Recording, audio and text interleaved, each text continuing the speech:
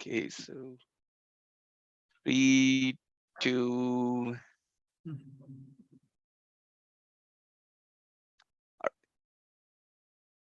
We are live.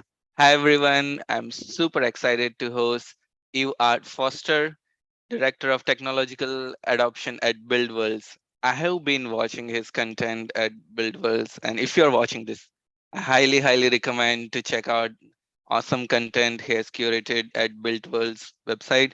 So first of all, Eveart, thanks for being on the show. Thank you. Thanks for having me. Yeah. So, can you walk us through your early career? Like, what's your background, and out of all things you could do in life, why you chose to be in this industry? Awesome. First, I want to say thanks for having me on the show. I'm willing and able to do whatever we can to uplift the construction industry. Just want to say thank you for bringing me on. My background. So I was born and raised in a small town called Terre Haute, Indiana.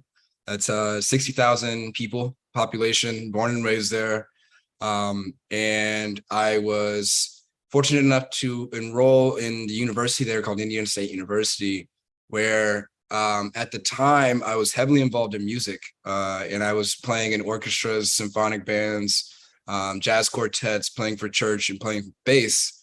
And it was my senior year of high school, and I was considering doing music theory.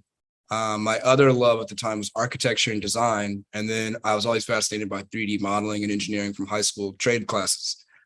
So I got time to choose a major, and I was one click between music theory and mechanical engineering. And I figured, if music is really going to be a career for me, the most famous musicians didn't go to school for it. They just learned it on their own. So I figured I might as well just do engineering to be safe. So I chose mechanical engineering, went through years of physics and calculations and dynamics. And then I got my first job straight out of college. About a week after graduating, I started working full-time for a company called Great Dane Trailers in Indiana, where I was a product or design engineer for the refrigerated and dry freight semi-trailers. And what that meant was we would get purchase orders for, let's say, 10, 15, 20, or even 50 trailers at once from companies like Penske, Walmart, McDonald's, Amazon. They'd all be custom built refrigerated trailers that would hold, anywhere between, 53 feet down to 28-foot trailers that would hold cold refrigerated food or whatever needs to be held at certain temperatures throughout the duration of the trip. So I did that for about a year and a half. And at the time, it was in the middle of nowhere, Indiana, a population of 2,000. So I went from my city, which is 60,000 people, down to a town, which is 30 minutes away with 2,000 people. I started to want more out of my work life.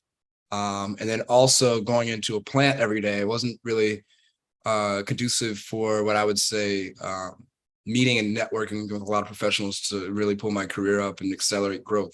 It was a very isolated feeling.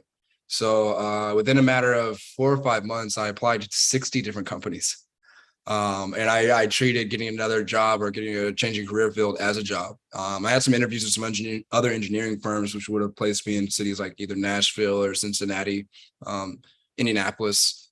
And, it wasn't really calling to me at the time. And I was fortunate enough during my junior year of college and senior year and post-college to live with a guy who ended up getting a job at Pepper Construction here in Chicago. So he sent me a video that Pepperhead did about their BIM department and all the technology there. It was like a 2-minute video. I'm like, wow, this is amazing. I had no idea you could do all this in construction. This looks awesome. Can you get me an interview? And it took about 6 months for me to get the interview, but really fun story is I was still at that point of like, hey, I got to make something change in my life. I gotta make things happen because I'm not getting the job. I'm not seeing the careers I want, so on and so forth. So it was one day I took off work and I went to the sheriff's department courthouse to see what their repossessed homes listed in my city were. Because I was like, at some point I just want to get in real estate. Maybe this will augment the need for my actual 9 to 5 so I can start to explore other options. So I was going to just build my own little revenue stream. And I get the list of foreclosed homes. I'm sitting in my car, and then a voicemail hits my iPhone that was sitting in the cloud somewhere for 2 weeks. And it was a hiring manager from Pepper Construction saying, "Hey, Eveart, I got your resume from your roommate. We would love to interview you." The voicemail was sent 2 weeks ago, but it never hit my phone until I was about to make a potentially life-changing decision to invest in some houses down there. So the next day I drove up to Chicago, which is about 3.5 hour drive. Actually, I drove up to Barrington, which is about 4 hour drive, I remember. Did the interview. I think what really helped me in this interview is I was interviewing them, and not necessarily trying to sell myself, but really trying to understand what they do and what their mission was and what the technology was like, because I was just really curious. If anything, I thought, even if I don't get this job, I at least got to see what this is about. I think that curiosity translated itself over to the hiring management. And then I ended up taking the job. So 2 weeks later, put everything in a U-Haul and drive to Chicago, and I moved to Wrigley. And then I started working for Pepper Construction. From that time, within 4 years, I got exposed to pre-construction, BIM, high performance sustainability tracking, virtual reality, augmented reality, laser scanning, 360 cameras, pretty much anything that touched VDC or the digital twin I was involved in. And then we were also experimenting with point cloud analysis for the standpoint of doing floor flatness and levelness, deviation reports, deflection reports of the slab, and really getting really good at creating as-built models so that we can give that to the architect for MEP coordination. So I really accelerated with that. Some notable projects I was on at that time were Wrigley Field here in Chicago. I was fortunate enough to model the entire Starbucks roastery structural while it was still a crate barrel before we turn it into the Starbucks roastery on Michigan Ave. Check it out when you get the chance. And then other projects, 727 West Madison, which is the tallest structure west of I-90 in Chicago. Was on that for its concrete. And then I live in River North, so can pretty much turn my head any direction and see a project that we delivered the concrete structure for, that we delivered also laser scanning reality capture services. Within that same amount of time, I got exposed to different conferences and trade shows, and one of them early on was BuiltWorlds, which I'm at now. But before I get to how I got there, I got invited, or not invited, I went on behalf of Pepper to a lot of these conferences and shows, kind of do intelligence gathering. And within that, kind of got exposed to some cutting edge technology. I was fortunate enough to meet Philip Lorenzo, who's one of the co-founders of Struction Site. And that was back when Philip just had a plugin for Ferrocene called Rhythm, which allowed you to do the floor flatness and levelness and the deviation reports. And him and I got to spend a lot of time together fine-tuning that plugin so we can get better and really scale laser scanning. And through that relationship with him, naturally got introduced and was an early adopter of Struction Site back in, I think it was fall 2016, or maybe a little bit after that, where we were able to basically give him some feedback and help with, really pinning the photos to the drawing in a way that was user-friendly. And I was really intrigued by that because it democratized our ability to take reality on any project, not just projects that could afford laser scanning. So we spread that out as well. And I think you can see it now in the industry where there's several players within that space. And we'll probably get into that conversation about how many options you now have for the same services and how confusing that can be. But fast forward a couple of years at Pepper, I went into operations and realized a lot of the same efficiencies of technology that were leveraged in VDC were not necessarily leveraged or available within project management. So within that, I wanted to make myself uncomfortable. So I joined another startup called Ingenious.io, where I did implementation and customer success. And it was really around project delivery finance, which I had no exposure to working in VDC. So I got pretty much an MBA level course of exposure to managing contracts, work breakdown structures, quoted items, budget line items, and then draws, and then change orders, and how that all relates upstream and downstream between a parent and child contract. I got exposed to AIA format, G702, G703s, and really got a deep understanding of how finance works in construction and how to price projects based on soft costs or hard costs. And I was fortunate enough to be implementing this early software into companies like Cushman & Wakefield, Colliers International, Silverstein out of New York, even just understanding how they've been leveraging spreadsheets for so long to transition from spreadsheets to a cloud. for data storage and real intelligence from project finances was humbling. Because let me realize even these massive corporations always have digital transformation in mind. It's never a finished product or process. So I did that for about almost 2 years, I think. And then me and Matt Gray, who's the founder of BuiltWorlds, we've had a relationship for years. While I was still working at Pepper, I would go to BuiltWorlds events. I was in a hackathon with BuiltWorlds that we were able to win, leveraging a solution similar to Structure Site, but different. So that relationship was always there. And he presented to me that he was creating a new department, or not necessarily a new department, but increasing a research product within BuiltWorlds and really transitioning BuiltWorlds from a conference and event company to a research and insights company. And he wanted to bring me on to kind of get to that point.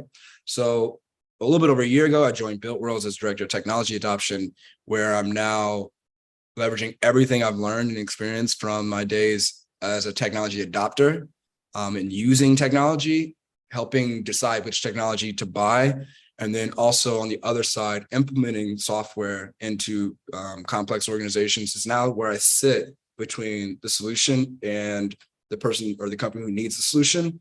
And I'm the one who kind of facilitates that relationship, as well as keeps my eye and ear open on new technology that could help where there's no solutions available. And ultimately, as director of technology adoption in this seat that I'm in, I get to see startups that are pre-series A, that are seed round, that are looking for pilots, that are looking for partners. And it's really humbling because now we can kind of forecast where there's going to be more technology needed in project delivery technology stack, like safety and risk or quality.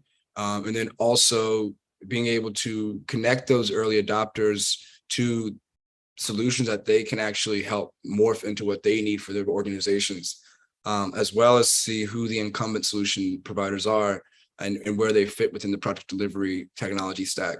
So we look at 5 areas now: pre-construction, project management, offsite modular, field solutions itself, and then machinery and equipment.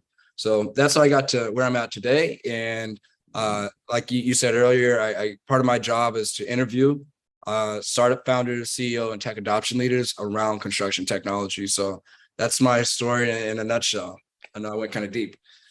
Oh man, that's such a inspiring journey. Like you have so many different role which requires like a ground up knowledge, management and learning. So and small world, the Starbucks Reserve is designed by my firm Perkins and Will. So Yep. yes, so I'm curious, like what has been the most challenging aspect when you were stepping into new roles and learning this new domain, and like how were there any strategies which helped you to accelerate in that role?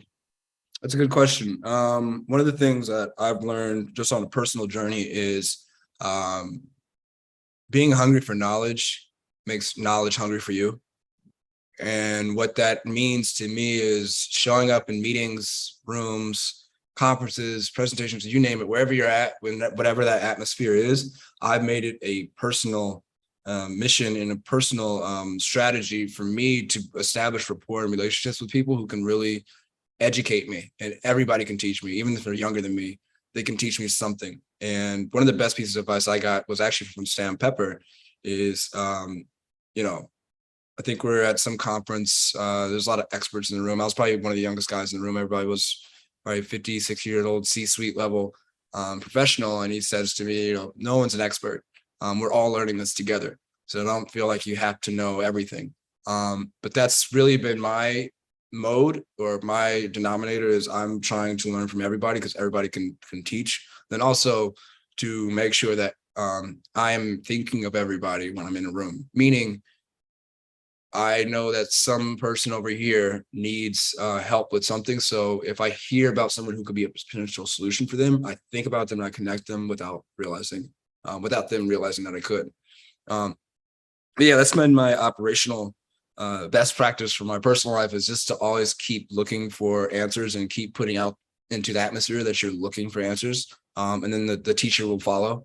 So that's been really beneficial for me because it's accelerated my growth in the construction industry, is to have mentors and have people who recognize me and know Eveart as someone who's always looking for information and someone who's always willing to be taught. So that's just been my personal best practice. Got it. And is there any particular event or conference which made a big difference in your life? Hmm, that's a good question. Well, it wasn't really an event or conference that made a big difference in my life. It was a book. So like I said, I was working in Barrington for a long time, and I lived in Wrigley. And if you know that commute, it's an hour and 15 one way and like an hour and a half back if traffic's bad. So I would leave my apartment at like 6:15 in the morning, and I wouldn't get back till like 8:30 at night for about 6 months straight because the commute was that bad. And I didn't really know what I was getting into when I moved to Wrigley because I didn't know Chicago.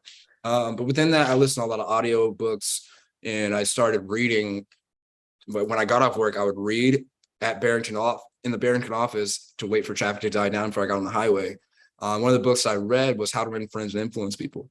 And that book was really profound because I read it like 3 times in a row within a matter of a couple months. It was really profound because before moving up to Chicago, I was really introverted. I was really to myself, really quiet. And to a degree, I just didn't know where I fit in a lot of the rooms. And like, I don't really know what I'm talking about, and I don't really know what I'm doing, especially coming from mechanical engineering to construction with no formal construction experience or even internships.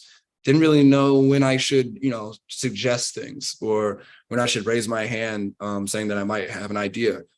So I would just not say anything. I wouldn't bring up ideas. And reading that book, it kind of gave me some confidence into really understanding human nature from the standpoint of how to connect to people and how to connect people to your ideas without making it threatening to them.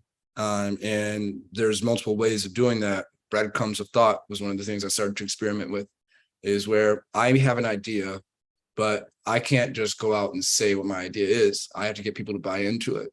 And being young and being an entry-level project engineer, you don't have the title even to demand people above you to do something that's your idea. So what you'd have to do is leave breadcrumbs of thought, meaning ask questions or present certain data that connects everyone's mind into the room, into your train of thought. And then collectively we get there so they have buy-in that it's their idea as well. That helped my career out a lot because it taught me how to manage up and manage without a title. And that was really a game changer moment in my career. And that's when, my ability to be in certain rooms I would never even heard of, it happened. I got to see a lot of really, really smart people. I started getting invited to these conferences on behalf of Pepper, galas, balls. Got to see the Economic Club of Chicago, went to dinner there with the family. It was really exposing me to a lot of great minds because I think I was finally in a position of feeling confident. And then ultimately that led into, accolades and awards like Cranes Magazine and Building Design and Construction Magazine and all those other opportunities that came. So it was really that book and then the application of the knowledge of that book that accelerated my growth and really changed my career. That's such an inspiring, like an insightful moment. And like from an outside world, like how do you establish credibility in a space where you are new? So like you don't have that formal contact background.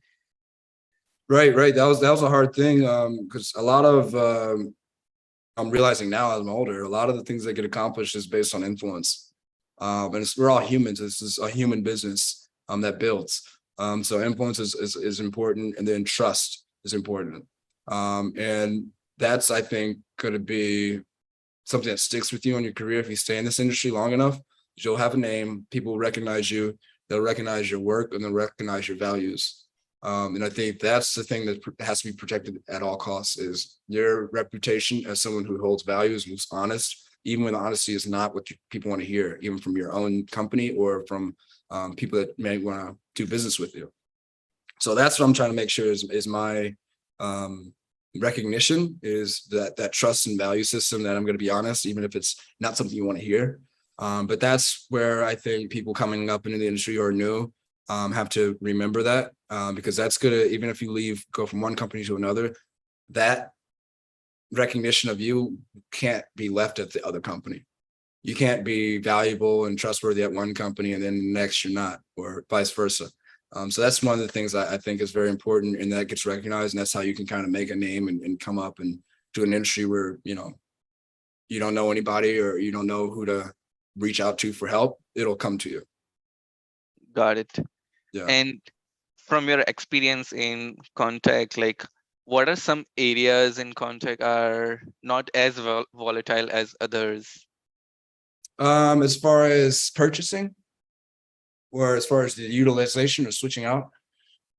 I'm gonna keep it open ended, like covering all sectors within that. Yeah, so some of the technology that doesn't get bought often is financial technology. It's hard to migrate data.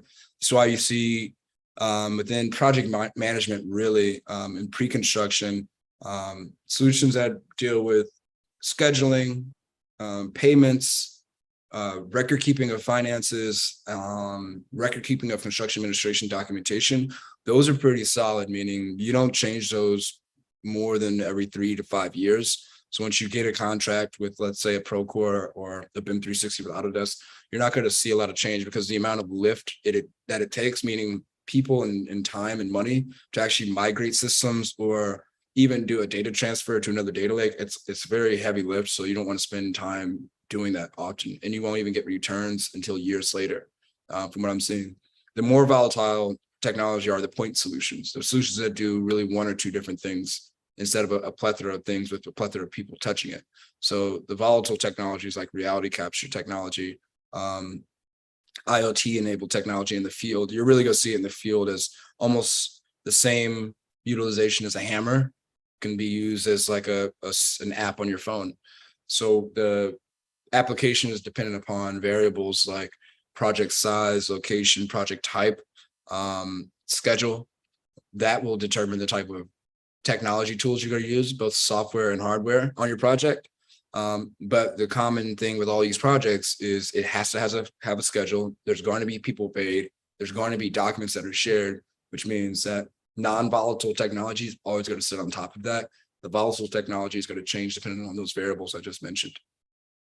Got it.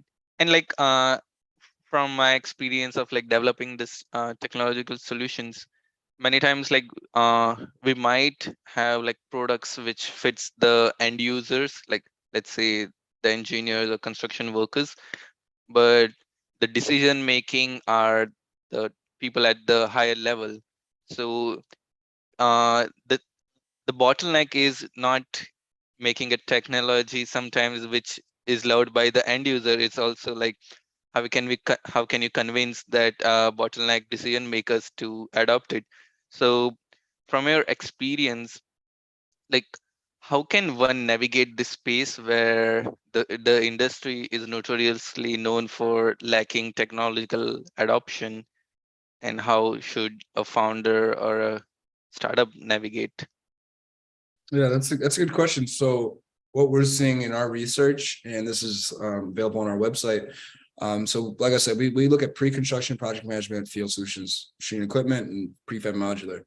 And what we're realizing is we evaluate our end users, our respondents, based on mainly 4 criteria, which is user interface and experience versus functionality.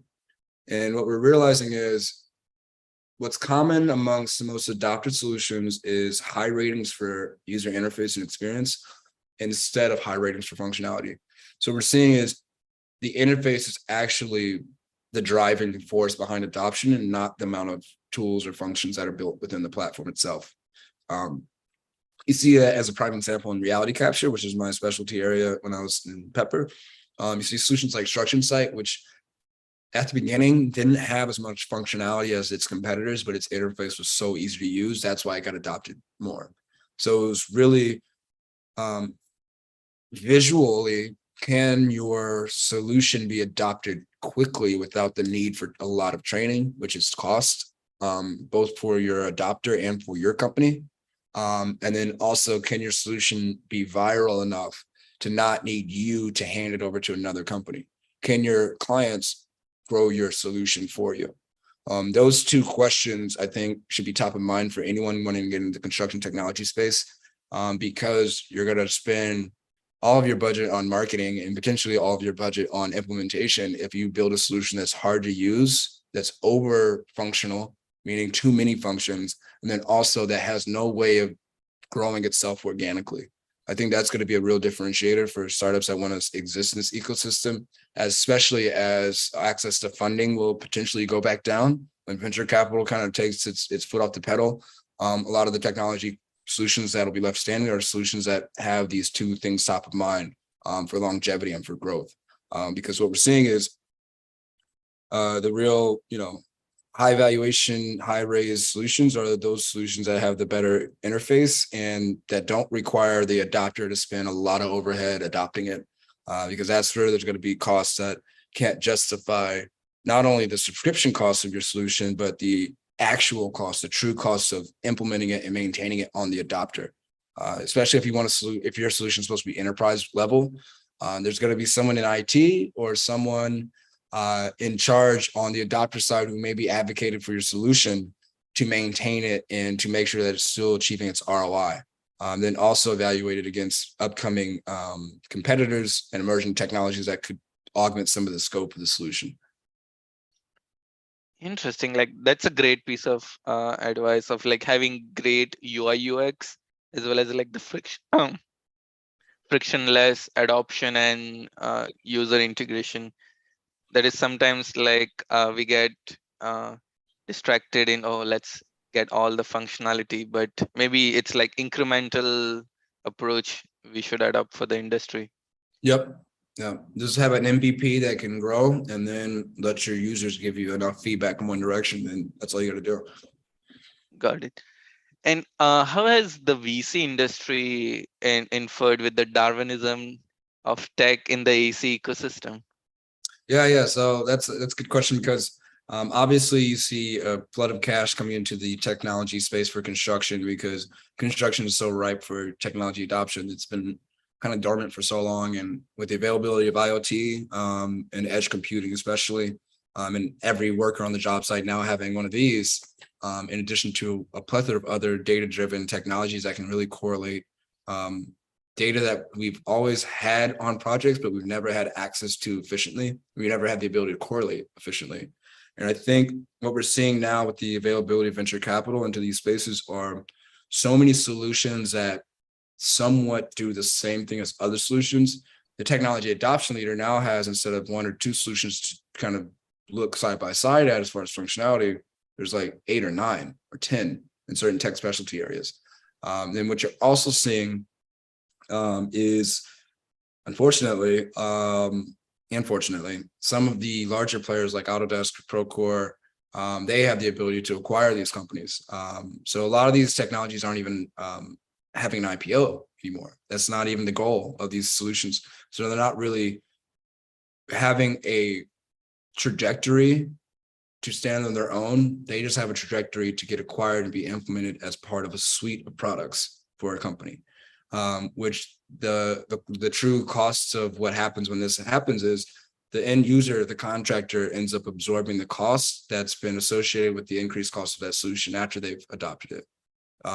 And without the organic, I'd say the Darwinistic approach of solutions existing in this ecosystem, they may exist for so long that with venture capital funding and that the original early adopters of those solutions may end up getting trapped in the utilization of the solutions, meaning they've uploaded so much data, they've been a partner for so long that, post exit, when the prices go up, because they do go up, it's almost like their data is held ransom to a degree because the cost of leaving that solution is so heavy.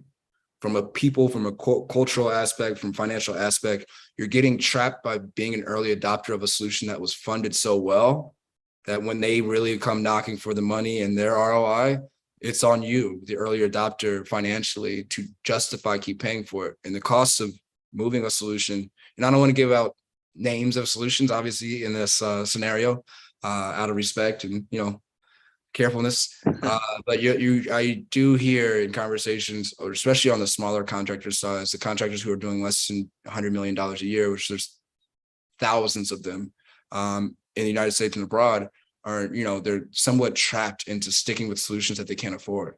So then where does the money come from?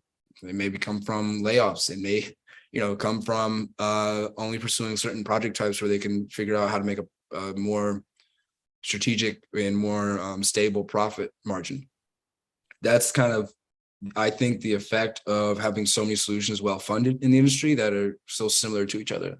Obviously we can drop reality capture as one of those buckets. I'm actually working on a list right now, the top 50 field solutions. And within that, we've identified, there's like 78 to 82 reality capture companies out there that are, in the Series A, pre-Series A to, acquired level of maturity.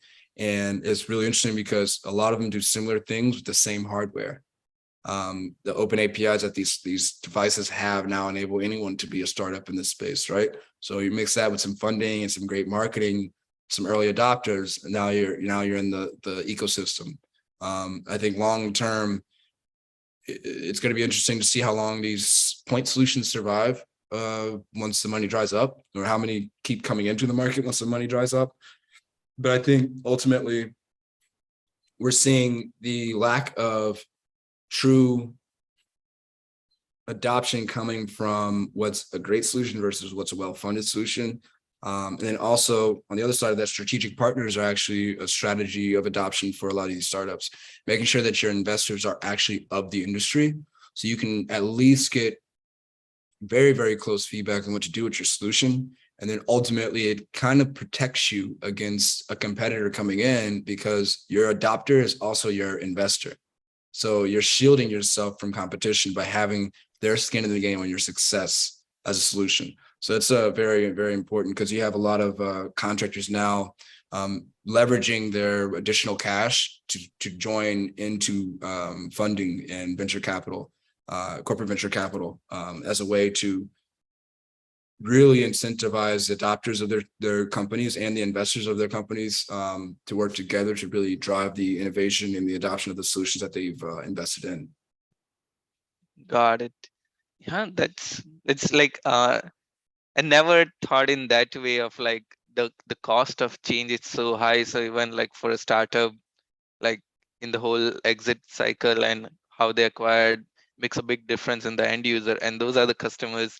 If they are not happy with what you do, like long term, it's gonna impact you. And Yeah. I want to pick your brain, like, so from your mechanical engineering background, like we always like hear stories, how can we productivize AEC or context solutions? And then I see case studies of WeWork, Katera, and it's really difficult to disrupt this industry and all, as well as productivize a model which is like for the service-based industry. So what are some things we can learn from other industry which we are not adopting as a whole? I think from other industries, they have the luxury of having centralized databases. And what I mean by that, you look at healthcare or let's say manufacturing, they have a lot of their data entry points coming from systems that naturally talk to themselves. And in construction, you think about how a building goes up, you need specialty trades, right? You need drywall, you need plumbing, you need flooring, and all these people are specialists and experts in what they do. And they all have their own systems internally. So now they have to go from using their internal management systems for their company and collectively meeting on one project and sharing data about that one project and doing it for all their projects. Because the variable is the other contractor, the other trade that you're working with. So a building like Starbucks, for example, Perkins Will has their own suite of software that they're using to actually design and get the permits in, and Pep Construction is using their own suite of solutions.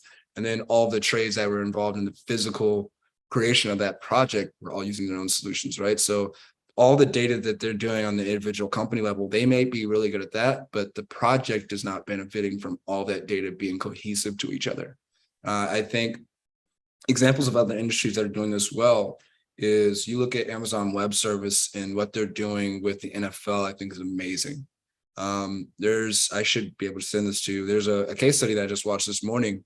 It's a 30-minute video where Amazon Web Service suite of products were basically allowing the Seattle Seahawks to leverage data to get better at calling plays, to get better at finding what type of athlete they need for certain play types based on risks, based on trends, based on who the other players on the other side. And they're leveraging machine learning from those data points and computer vision from the video footage of the plays, so they can actually leverage videos just like you leverage open space or structure site to identify objects. They're 100 years in the future from there, because they're not only identifying objects, but the movement of those objects, and then correlating that against what it was supposed to actually be, so that they can actually get better at delivering individual plays and quarters and games based on machine learning and trends from the past, and then what they see as a forecast of the future based on who their opponents are. That level of data, that level of correlation and machine learning of data, it would be astronomical, its impact on the construction industry, if we can connect all the data systems that are important to actually make these decisions. Got it. And to your point of like having a centralized structure will benefit everyone. A lot of time I think like people think like that data is their IP. So be it architects or MEP or construct, they don't publicly share that data. So how like it's a fragmented industry with its own problem. So even to have the machine learning model trained, we don't have this data publicly available in first place. Right. That's why I think there's now that there's so much data, and you have these edge computing services, you have Oracle Cloud Infrastructure, Amazon Web Services, now Google and Meta have these software or integration as a service. There's going to be, pretty much no barriers to entry for someone to get into the industry and leverage data in a way that's never been leveraged through easy APIs or, subscriptive APIs, where, the architect, engineer can give away some of the data that's important for the project delivery. So it's really schedule of, material schedule of service, and then history of those same things on similar projects. So correlating the K through 12 projects schedule for the last 5 years from the companies that are involved. What went right, what went wrong. Let's look at the design, who's the designer, who's the engineer, and then let's try to figure out how to get all of their data points that will make actual predictions and realistic views of the future of the project from other companies' data points happening in real time. I think that's where there's going to be an opportunity for a startup or maybe a contractor that already exists to really become a behemoth from a data standpoint, to only pursue projects that make sense in data, to only pursue trades that make sense with data, to only pursue or allow decisions of RFIs to be backed by data. I think that's where you can kind of augment the human brain and augment these men and women who've been in the industry for 40 years, 50 years, and start to train a system to be like them. Train an AI or machine learning system to be like your most successful superintendent or your crane operator. You're seeing things like Versatile with Crane View, who can run the camera all day and see what your pick cycle looks like and start to train a forecast of what's going to happen based on the trends that it's seeing. That's like one element that I think that data set mixed with other KPIs on that project, that's going to be a real game changer. And I think there's opportunity for, a big contractor to come in and wipe out a lot of these other contractors by leveraging data and by pairing that with a different contract type, an integrated project delivery contract type, mixed with having not only more control of a lot of the hard costs and a lot of the soft costs of the project across trades, but also the delivery of the project being centralized into one data lake. I think that's going to be a difference and a game changer that would be only possible now because we have so much data that's accessible for cheap. That's interesting. Like having multiple modes of data, correlating them in a centralized backend infrastructure for that company is gonna be huge value Yep. add on. Yep. And you might have covered this already. What are some emerging technologies you are observing in contract these days? Emerging tech. that I'm personally really looking at and excited for is going to be around virtual and augmented reality. Not from the standpoint of leveraging it in the field for someone who's on the job site, but leveraging it for someone who's not even in the same city as the job site, for them to correlate in 3D for, BIM coordination meetings in 3D. That's a very low hanging fruit operation. The existence of the digital twin is going to be astronomical for the life cycle of the project, especially when we get into high performance and sustainability goals with ESG. Having a digital twin that you can reference at any time and see what's happened after the project was delivered through VR and through potentially the metaverse of your projects, that's going to increase, I think, the utilization of BIM, the integration of BIM with a virtual environment that you can either see with a headset on or see on your laptop, and then the integration of facilities management into the digital twin. So once the keys are handed over by the contractor, the owner's going to have the history of that building, hopefully in a 3D environment that the facilities manager can use in an interface that's super easy. So they can know who's the contractor who installed these pipes on this floor. Okay, let's jump into the digital twin and see the last time someone's touched this. And then going forward, any maintenance records, all that are kept in almost like a Carfax for the building, but in digital twin. And I think that will ultimately be beneficial for the owners, to a degree that they'll be able to leverage the digital twin, the metaverse version of that building, as something else to sell with it. You look at Google just bought the Thompson Center for 105 million. The architect who originally designed it is the architect who's going to do the redesign, right? And they should have all the records that they had from 1984 during construction, during all the RFIs about that building, right?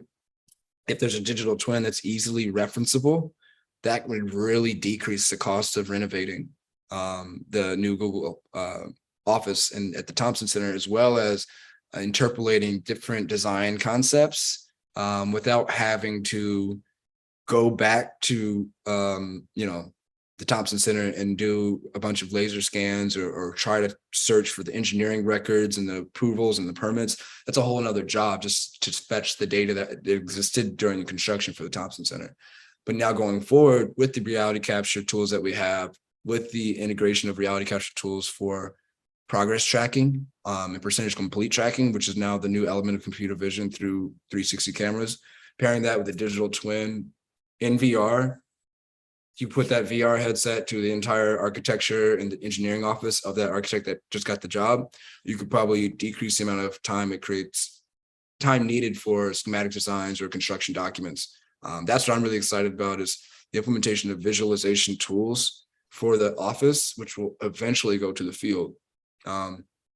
Also, the thing that I'm really excited about, it's not necessarily a technology itself, but a way to share data through 5G enablement on projects. We experimented with this at a UIC project. We were doing laser scanning in real time using, I think it was a 5 or 6G connection to the job site's internet, which we never had before. So what we were trying to experience with is, can we get the data registered in time to make changes in real time to the floor? So we had our trailer finish the floor, we scanned it, and what normally happens is you scan it, it goes on an SD card, you put that into a computer, you upload it to a centralized server, then someone else pulls it down and registers it. Takes like a day, maybe 2 days to get that information shared. As long as someone's like consistently uploading the data at the end of the day, you can get it within 24 to 40 hours. What we did was we connected the scanner to the internet in real time, and we were registering it while we scanned. So you go from 48 hours to 4 to 8 minutes. And then that was a real game changer. But the bottleneck there was the availability of extremely strong internet connection on the job site. That's where I think 5G and 6G will democratize that and unpack a plethora of different technologies that's never had a life in construction because they couldn't access the internet in the right bandwidth that they've needed. So you might be able to see the introduction of manufacturing tools and manufacturing technologies coming into construction, because the availability and access to internet is at the same speed that it would be in a warehouse. So that's what I'm really excited about too. Oh man, there are so many interesting ways like the industry could develop solutions. in the technologies you mentioned. And I was when you were sharing about you mentioned about metaverse and digital twin, and currently, like in last 2 years, it become has become a big buzzword. So a lot of people are saying, let's have a digital twin of a building in real life in meta in metaverse, and call it like, okay, how is AEC adapting to metaverse? But like, what are some common myths around metaverse, and what's a truly true potential which we will enable with the emerging metaverse? I think a myth, not necessarily tied to construction, but I think a myth of the metaverse is like people are just gonna be in there all day and like lose track of reality. I don't think that's the case. I think people got to realign what the metaverse is. It's almost like best way I could describe it is it's a internet world in which any device be connected to it, and it allows for interoperability between different systems. And I think where I see opportunity with metaverse in the construction industry is for the digital twin. You have already kids recreating Walmarts and Kmarts and making it into a game where you can act like a shopper. That's wild. That's just one person who looked around. I don't know how they actually got the measurements right and did all that stuff, but they have low code availability of creating your own environment if you have a good gaming computer and putting people in it. There's other things like immersed VR. I talked to Rinji, who's the CEO of that company. They just did a $70 million raise by its users.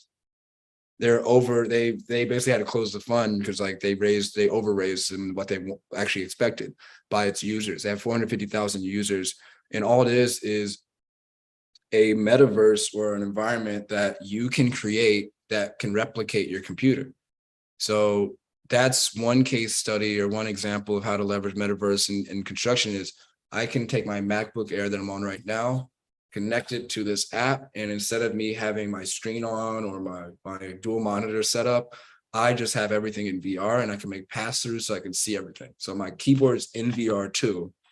And then I can pick this screen, put it on one angle of my room, put another screen over here and work all day without taking myself out necessarily of the VR experience, which could hopefully increase my productivity. But that is a couple aspects of how to leverage VR for productivity for solutions, right? I think where there's metaverse, and this is what we talked about at the construction tech conference a couple weeks ago here in Chicago, is with the availability of the metaverse in construction, the true power of it is going to be around getting the entire project team who delivered the project to have access to what they did on the project to a centralized digital twin. So you have mechanical teams that can go reference that digital twin and actually see what happened after they left the job. So they can get feedback on the performance of not only the materials and constructability that they did, not from necessarily from the standpoint of am I in risk of a warranty issue on something that I installed, right? It's more so access to data on, did they like the design of what was installed years later? Did it ever get changed? Did they bring in a new architect? I think it's going to take a lot of data governance to set that up, but I think the metaverse is the perfect world for that because you can make changes to your digital twin and keep the people in them. And I think that's going to be a game changer is the availability of that data in the 3D environment like never before. Because right now, where does data live? It lives in companies' servers, companies' cloud infrastructures, and is password protected, and only people in that company can get to it, right? Which means it's still siloed after the project. You work together to build the project, and then everyone runs home with their data and never speaks to each other after that project's done. The metaverse is the opposite. Is you go build the project, and then it exists equally in a digital twin. You can walk to Starbucks anytime you want. You should be able to walk to its digital twin anytime you want and see what happened. That's where I see the metaverse playing a huge role.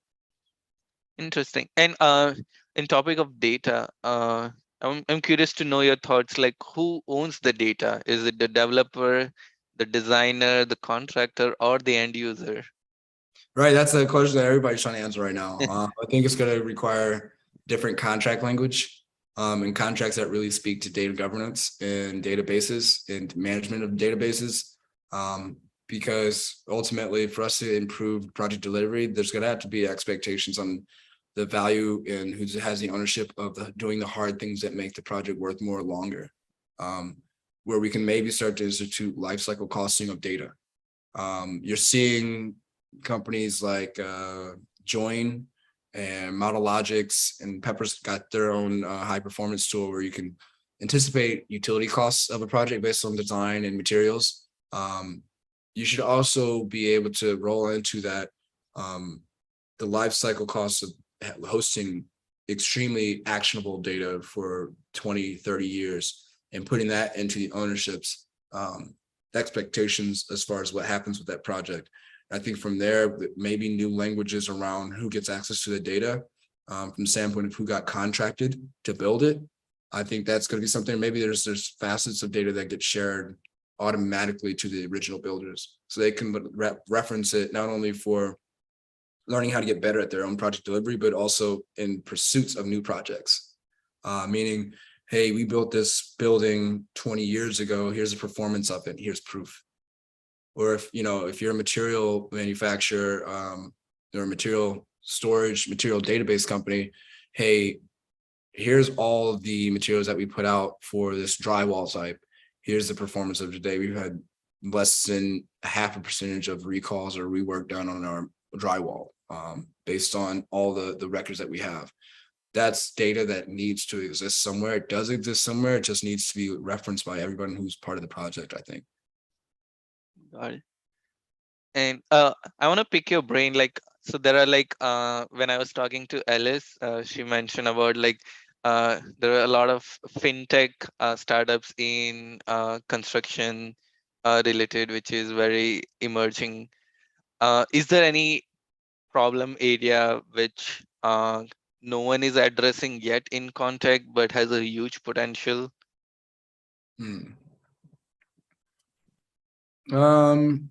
We don't really see, at least from our little bit of data, we survey, anywhere between 20 to 30 contractors who are, mid-market, larger GCs doing anywhere between 50 million to $5 billion a year in revenue.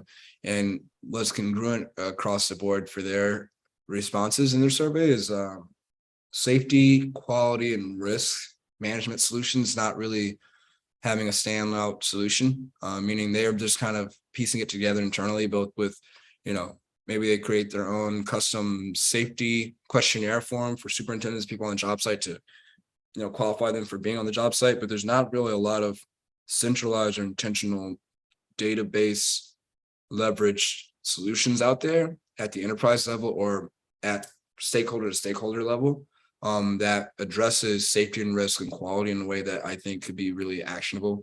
You do have things like TradeTap, which allows contractors to rate their subcontractors and then evaluate them based on certain project criteria. That's a pretty important solution. I think you can go a step further beyond that and really let it be outside of the organization, almost like a centralized or a third party data system that can take everything that you don't know about your trade and kind of put it into an evaluation bucket to allow you to make the best decisions on who to sign contracts with.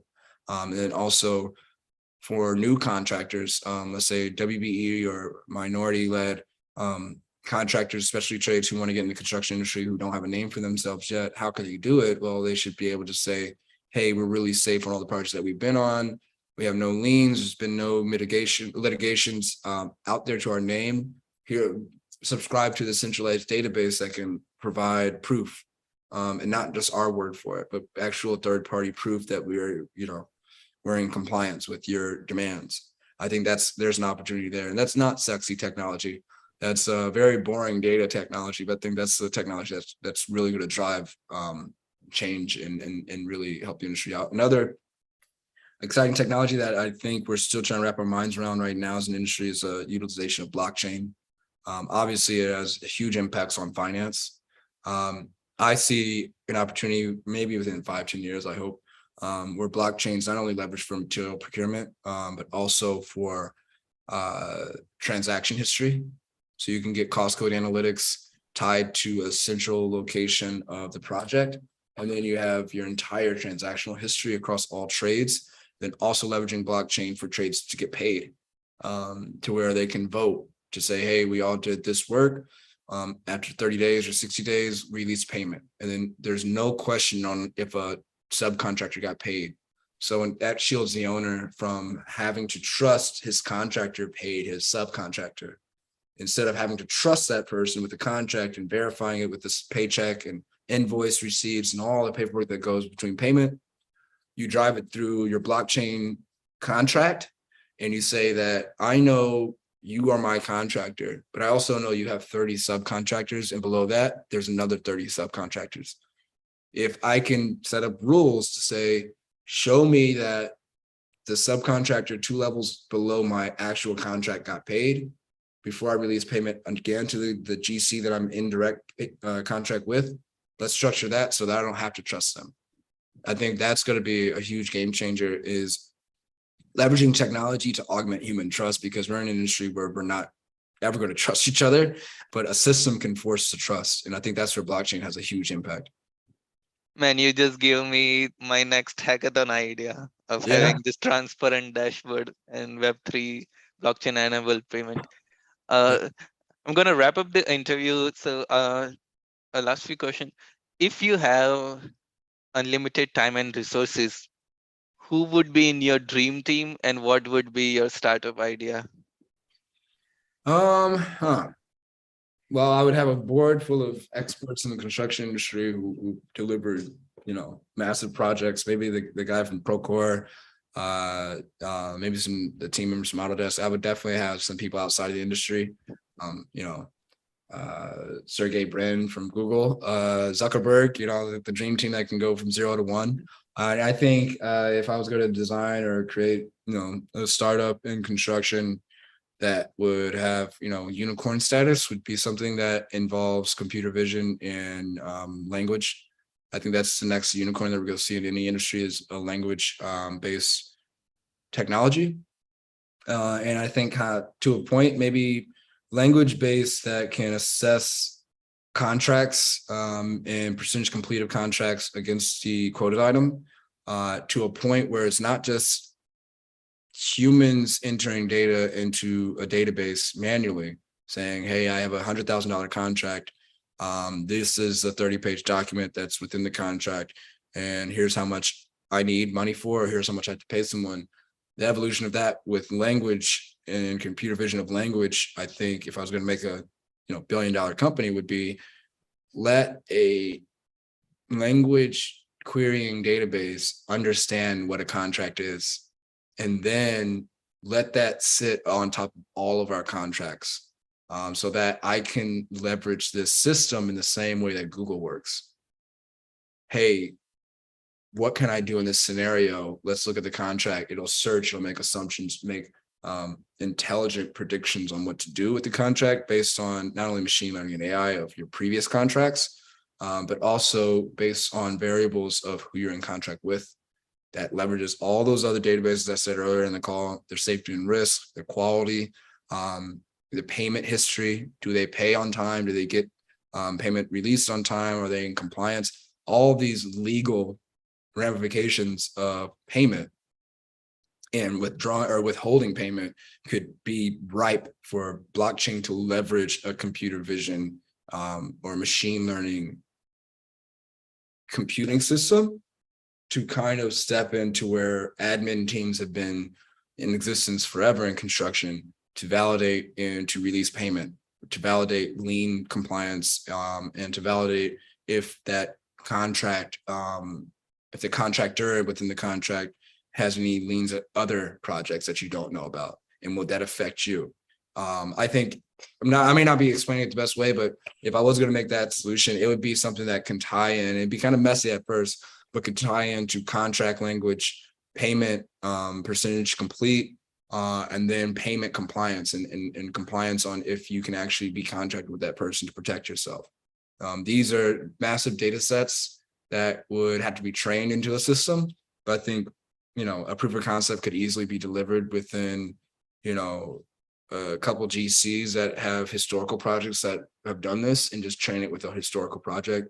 You just need a couple GCs willing to completely open up their data, which that's the part you got to get buy-in from. Yeah, that's quite interesting.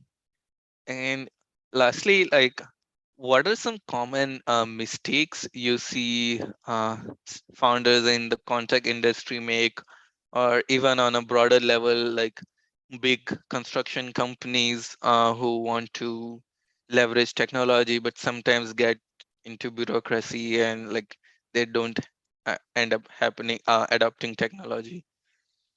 I don't know if I've seen enough to answer this question effectively, but from my experience, I can say what worked well is really having at a contractor level influencers, for lack of better words. You have influencers in social media, you have influencers in consumer market, but you really need influencers in B2B software. You need people who can not only go to a job site and know everybody and be able to leverage technology really well, but you need influencers to give you feedback on things that you don't know about as a startup. So if you have an influencer adopter with a high NPS score on a company who you want to expand your software to, then get their feedback, get them in the room, get them in your software every day, even if it's for free. Let them have the software because they're going to do more for you as a marketing avenue than you ever could at that one company. And if you're lucky enough, that influencer is not only an influencer at that company, but maybe in the industry, leverage them as much as possible because they're going to know things that you might not know. And then also they're going to have an ear and they're going to be able to absorb the truth in ways that you're not going to find out on your own. I think influencers in construction are almost a cheat code to getting technology adopted. And then ultimately, things that don't work out is when, you might overproduce or overdevelop your product and forget about the user interface and experience. That is the most important aspect of technology is can someone use this without having to spend all day learning how to use it? And sacrificing functionality for ease of use. I think right now, as we have a plethora of point solutions, that's what's happening. That's what's working right now. Is user interface and experience is trumping functionality. That's a great piece of advice. I Mhm. have this last rapid fire round which I do in this interview where you have like 5 or 10 seconds to answer it and you gotta make it very brief. Okay. Okay. Which cities are in your travel bucket list? New York City, Tanzania. That's not a city. I want to go to Australia too. Yeah. Your role model? Barack Obama. And I think you mentioned this. Which business or technical book which made a big impact in your life? Yeah, How to Influence and Influence People. One more is by Obama. It's called The Audacity of Hope. Really powerful. Your favorite movie? Ooh,